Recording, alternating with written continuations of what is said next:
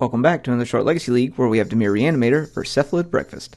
A huge thank you to the Patreon supporters who are helping the league and YouTube channel. If you would like to become a supporter, please click on the link in the show notes.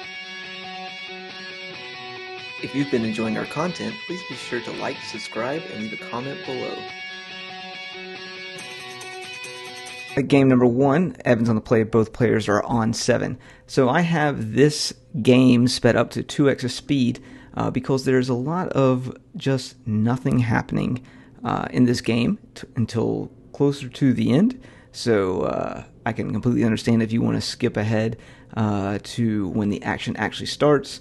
I'm not entirely sure which minute that is, but editing this was a little bit of a slog just because they're kind of going back and forth by just cantripping, setting up perfect hands, some action with counterspells, everything like that, making it not a great match to watch, but at the same time, like, when everything happens, it happens kind of thing. So it's a pretty back and forth game, which I can appreciate, but Wastelands, much like the previous match that we have featured from Wednesday, it's a Wasteland type game kind of thing. I mean, it's probably a good thing that Ren 6 isn't in the format, but it's crazy how Wastelands really affect the decks, especially the ones that are more than 2 colors that are having to run multiple dual lands and so forth like that, or even the scry lands now.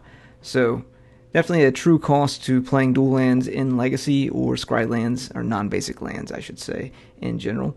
Being a lands player myself, it definitely makes everything a little bit, makes me appreciate it a little bit more. Got a Sword Splasher on the Frog, and he's going to pitch and put the Fanatic into the graveyard, and Frog will allow him to gain 2 life, and then we'll see a Reanimate. Now we have a Force of Will, and not both players aren't hellbent, but Nick is struggling to find some lands after getting wastelanded twice, and only that Nomads and Core is actually on the battlefield at the moment on his side. Evan's going to have to rebuild from where he was, but finds a Ponder, fires it off rather quickly. Looks like he finds an Entomb in double days, maybe. So Nick one land away from getting this Nadu in play, and there's a daze in for Evan. So another attack, and slowly whittling down the life total to making that Reanimate not as good. Finds, looks like a Reanimate as well, or an Entomb, sorry. And we'll see. No, it's not even an Entomb. I have no idea what that is. It's a 2 mana something from Evan. Let me see if I can find out exactly what that is in his main deck. Just a second. A 2 mana removal spell. Go for the Throat. Okay, that's what that is. So Evan's playing 1 Go for the Throat in the main, and looks like 2 Fatal Pushes, 4 Entombs, 4 Reanimates, 2 Animate Deads, 2 Thought Seizes, 4 Daze, 4 Force, and 8 of the Cantrip Suite. Another Entomb from Evan. No way to reanimate yet. Nick has the mana available. No, he does not have the mana available because he doesn't have green. So those pesky gold cards that require multiple colors of mana. It's like we got a Brainstorm. See if he finds what he's looking for here, or if he's going to have to continue passing back and forth. He does find the land, and hits set up the Narcomoeba for the Natural Surveil. Narcomoeba, nicely done. Still only has blue-white mana in play with the Saga. See if he's going to make a construct to add a little bit more to this board state, or if he's going to... no, he's just going to float a mana, it looks like. Is he going to do anything with said mana is the question. He does not reanimate. And we got a Force of Will. Only a Daze in Evan's hand, so Nick doing a good job of fending off the reanimates.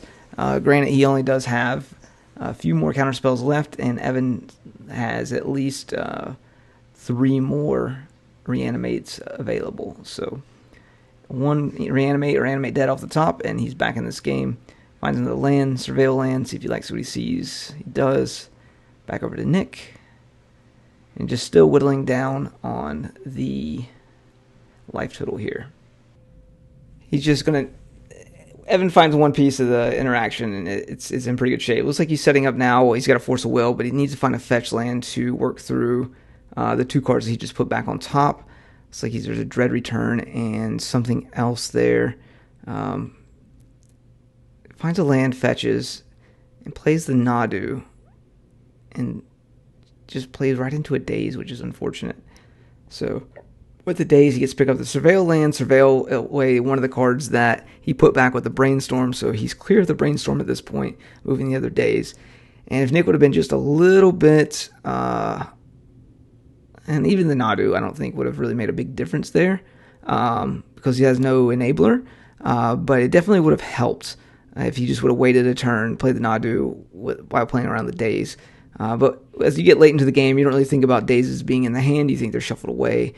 There is the interaction that Evan has been looking for. He does have the Force of Will in hand as well to deal with the Animate Dead. So Force of Will, pitching Illusionist, Force back, Animate Dead. Fanatic will come into play, and then Fanatic will target the Atraxa. And that will basically wrap this up. So Fanatic triggers, the Atraxa will come into play. He'll get to take top 10 cards off his library and go from there. So let's see what he does do the Atraxa. Atraxa resolves. Atraxa trigger on the stack. We'll see a Swords of Plowshare out of Nick's hand. And let's see if Evan rips. And that is game. See you in game number 2. If you've been enjoying our content, please be sure to like, subscribe, and leave a comment below. Game number 2, Evan's on 7, Nick on 6. On the play, leads off with some Graveyard Hate.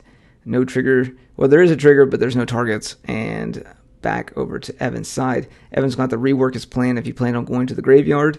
But it looks like he does have a Senior Frog in his hand.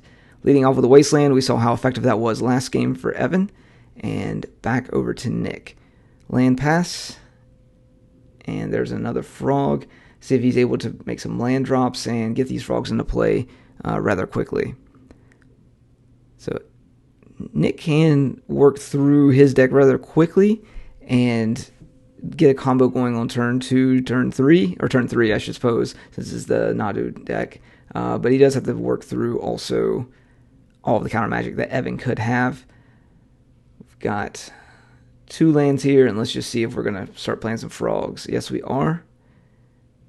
Any Force of Wills, anything like that. Pass back over. We'll see a fetch at end step.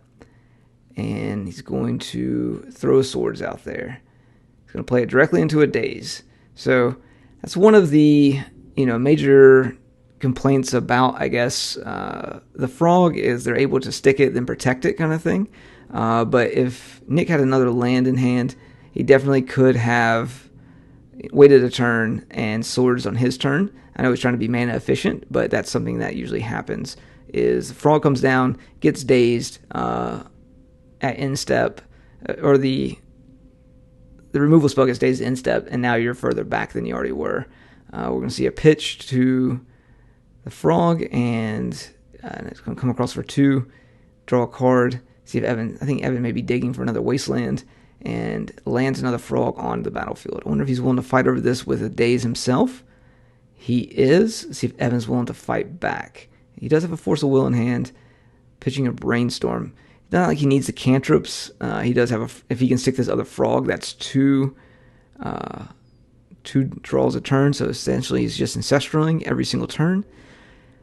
And now Nick's set back a turn on land drops, especially if he had anything else going. He does have Force of Will, pitching Force of Will, but it looks like Evan is still holding a Force of Will himself to pitch a Force of Will. So land drop, and we're going to see some Frogs do some dancing here. He can at least jump one of them, and he can attack for 2 with the other one. He could fetch, and then Nick in response could pop the Lantern, and I don't know. He's in a pretty tough spot here. He does have 2 lands now. Evan picks up a Fatal Push, and Frog number 3 has come into play. Maybe there is some sort of a wrath effect in Nick's deck, but he still needs to get up to 4 mana to make that even happen, and he still would have to work through a Force of Will as well. So back over to Nick, and he finds a tapped land. So it's Overcity Sewers, and see if he likes what he sees on top, or he's going to throw it in the bin. He does like what he sees. Hopefully it's a removal spell or a moat or something. Yeah, staring down the face of 3 frogs is not really where you want to be. He's at 14. Wasteland takes him off of his untapped land. He has a Consign to Memory, another land in hand, and a Force of Will. But as we've seen before, this matchup has been pretty much predicated on Wastelands, and then Evan just slowly pulling ahead. So he does have a Fatal Push for the Nomad, so he gets swing over for 3. See if he's going to use it. It's like he's going to jump a frog and attack with everything. So 5 damage coming over. The Nomad is ready to block. I don't know if it is really, but that's really tough. All right, well, after the Ancestral Recall, he has quite a bit in his hand here. He's able to animate dead the Archon of Cruelty. Let's see, a Force of Will, pitching a Memory's Journey, and Evan's just deciding how he wants to put the nail in the coffin here. So Force pitching Force. Let's see if he has anything left.